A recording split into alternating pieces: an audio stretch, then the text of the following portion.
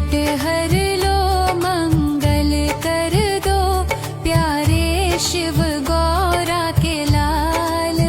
अब विनती सुन लो गणपति देवा।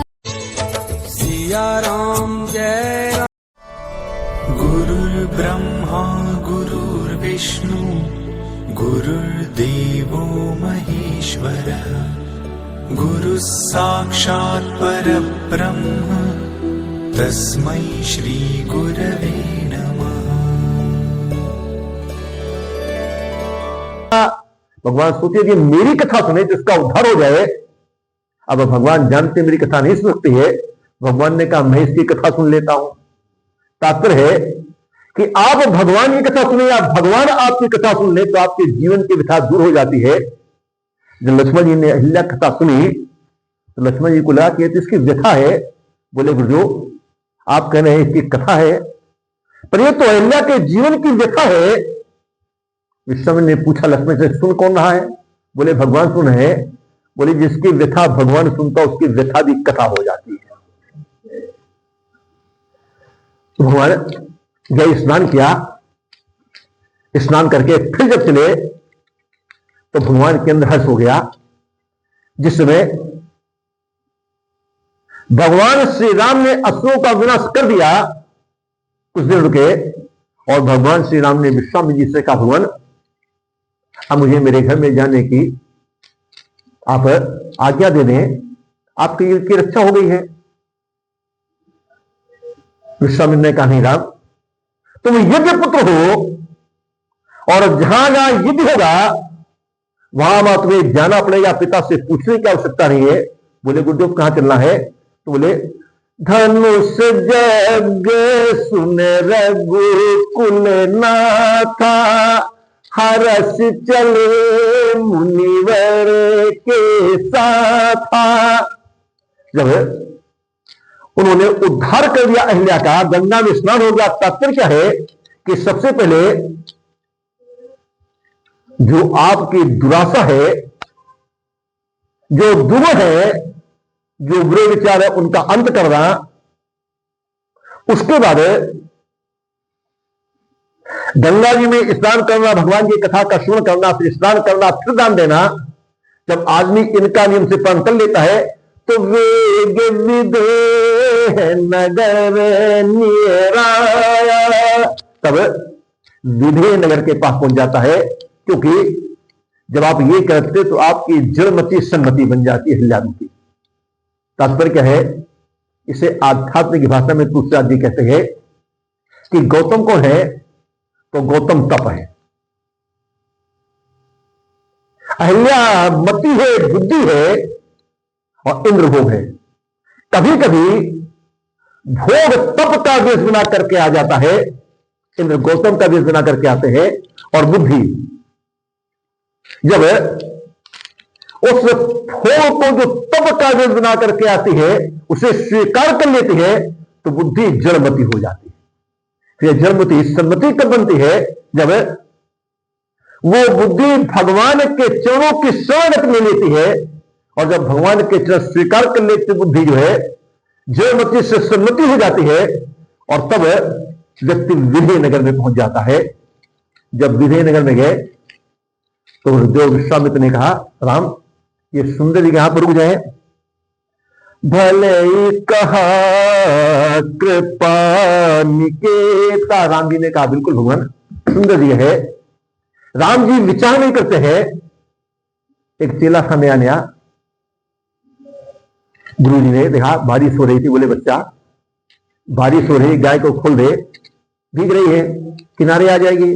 बोला गुरुदेव आप जैसे समर्थ गुरु के होते हुए मैं किसी को क्या मुझ कर सकता हूं? मैं तो स्वयं बंधन में हूं, मैं अधिकार चेष्टा नहीं कर सकता, गुरु क्षमा करें। गुरुदेव जी समझ गए कि चेला नहीं गुरु मिला है। जाकर गुरु रस्सी खोली, गाय गौशाला में चली गई। फिर बोले बच्चा देख पानी बंद हो गया क्या? बोला गुरु जी आपके घर में जो बिल्ली बैठी अभी अभी बाहर से आई है, इसके पीठ में हाथ फेरिए, गीली हो तो समझ लेना बारिश हो रही है, सूखी हो तो समझ लेना बारिश बंद हो गई। शाम का समय गुरु जी बिस्तर में लेट गए। बोले बच्चा लाइट बंद कर दो, आंख में लग रही है। बोला गुरु जब तो रजाई दे डूब गए, अब कौन निकले? आप तो रामायण की बात मान लो। बोले रामायण की बात? बोले क्या?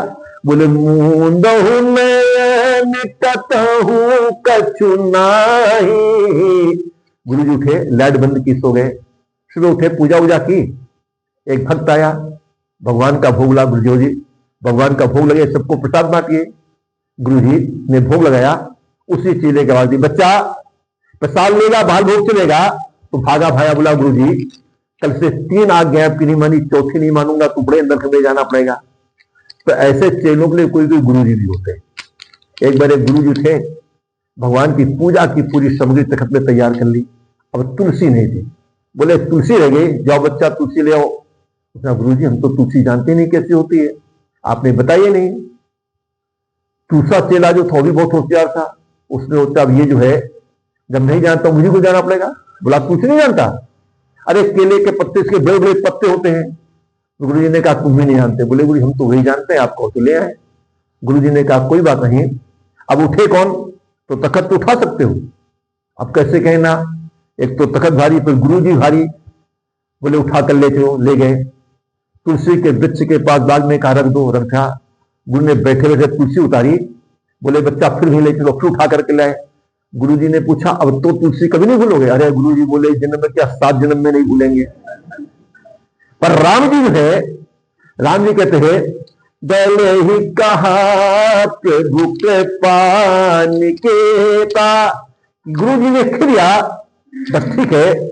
और उनके कहा, दूसरा लिखते हैं कि जहां भगवान श्री राम रुके अमराई थी।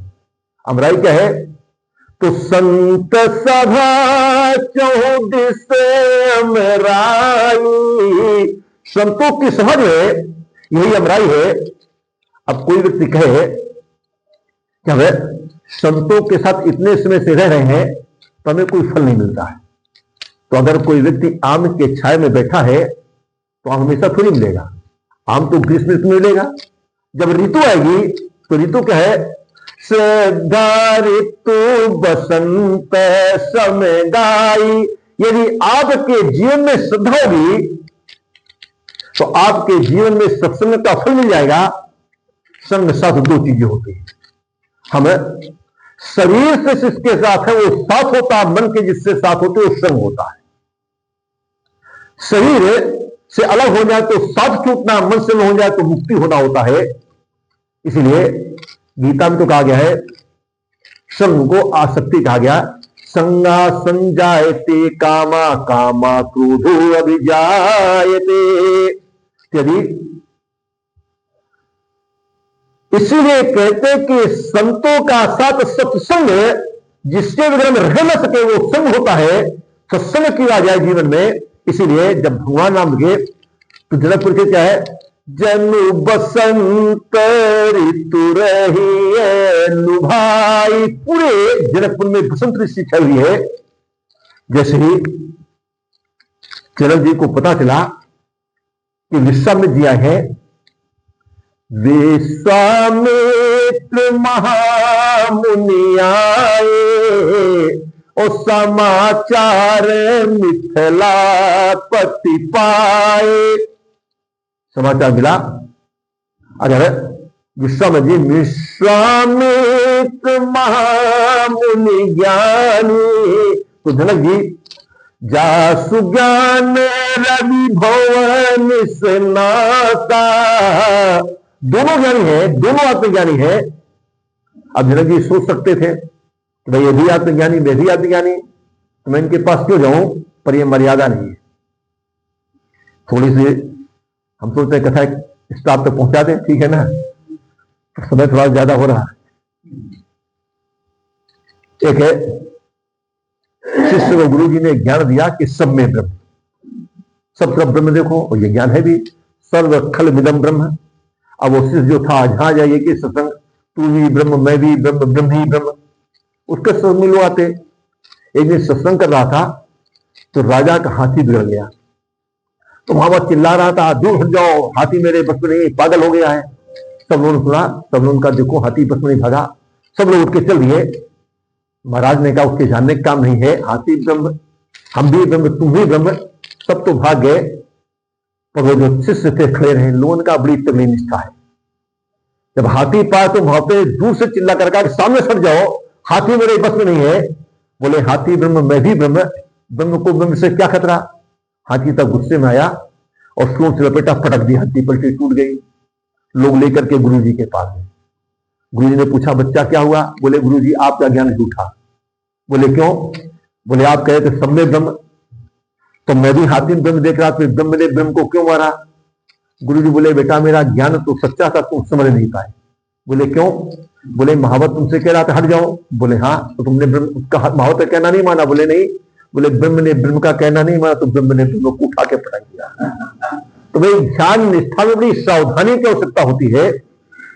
तो जनक जी ये विचार करते हैं कि भले मैं आत्मज्ञानी पर मैं गृहस्थी हूं, वो वृत्त महात्मा है, तो गृहस्थी का काम है भले ज्ञानी वो जा करके विरक्त महात्मा का सम्मान करे, स्वागत करे। जाकर के अपने आमात्मियों के साथ गए, विश्वामित्र का स्वागत किया। उसी समय तेरी अवसर आए दो भाई, और देखन गए रहे फुलवाई। राम लक्ष्मण आए, और जैसे ही राम लक्ष्मण आए तो महाराज जनक सब आमात्यों से उठकर खड़े हो गए। अब आप देखिए तो लौकिक शिष्टाचार में उचित नहीं है। जनक जी वियोग वृद्धि में, ज्ञान वृद्धि में है, और राम लक्ष्मण बच्चे हैं। पर जब उठकर खड़े हुए तो ये सोचना पड़ता कि खास उठकर खड़े हुए, आदमी जहां बैठा हो तो खड़ा होगा, और ज्ञानी कहां बैठा होता है। तो बैठे थारे पड़े उताने, ओ कहे कबीर हम वही ठिकाने। चिदानंद रूपा शिवम शुभ, ज्ञानी अपने स्वरूप में स्थित होता है। और जैसे उन्होंने भगवान श्री राम को देखा तो उत्तर खड़े हो गए। जो रागी थे, विरागी थे, अनुरागी हो गए। तात्पर्य क्या है कि राम जी को देखते ही उनका मन जो ब्रह्म सुख में था वो निकल करके राम जी में हो गया। जनक जी ज्ञानी तो थे ही, सहज विराग रूप मन मोरा।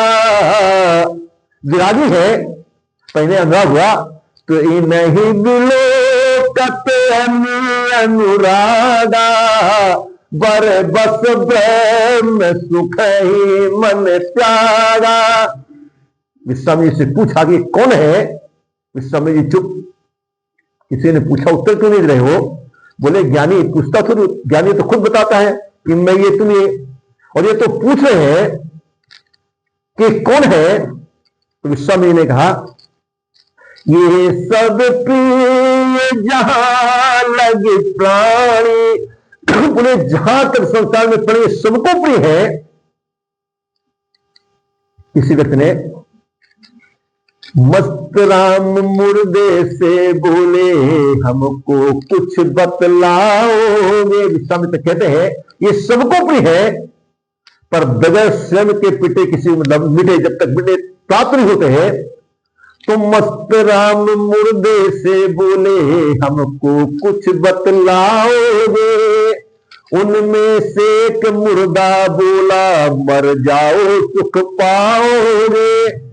आप मैं पूछूं कि बैठना में आराम है कि चलने में, तो आप कहेंगे बैठने में। फिर पूछा जाए कि चलने में ज्यादा आराम है कि दौड़ने में, तो आप कहेंगे चलने में। फिर आपसे पूछा जाए कि आपके दौड़ने में आराम है कि लेटने में, तो लेटने में।